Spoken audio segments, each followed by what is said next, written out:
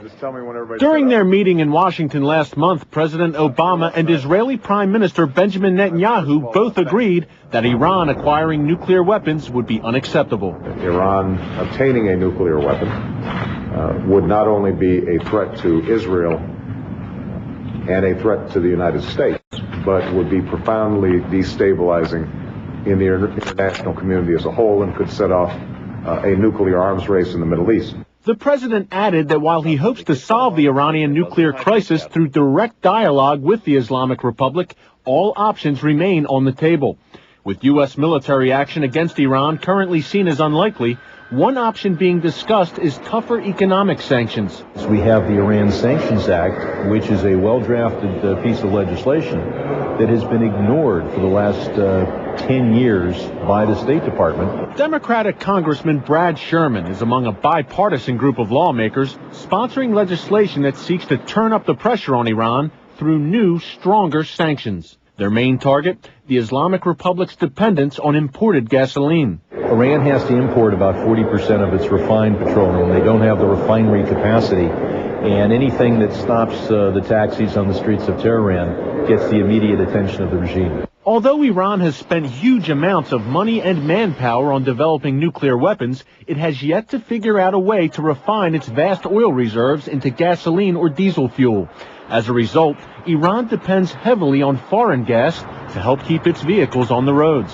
What we could do is make it clear to all the banks, shipping companies, insurance companies, shipping insurance companies, and oil companies that if they invest in the Iran oil sector, they transport refined petroleum into Iran, or they help Iran build refinery capacity, that they will not be able to do business in the United States.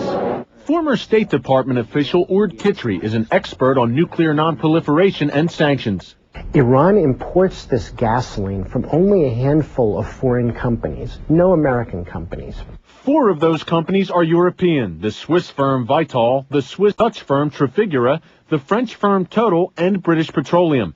The last company, Reliance Industries, is based in India, also a U.S. ally. But the beauty of putting these companies to a choice, these 5 companies to a choice between the U.S. market and the Iranian market, is that I think if put to such a choice, they're likely to choose the U.S. market. The Iranian regime is well aware of this vulnerability. It tried to ration gas in 2007, but backed down when violent street protests broke out. The push for stronger sanctions against Iran has become a truly bipartisan effort here on Capitol Hill. President Obama has also expressed a willingness to enforce tougher measures against Iran if diplomacy fails.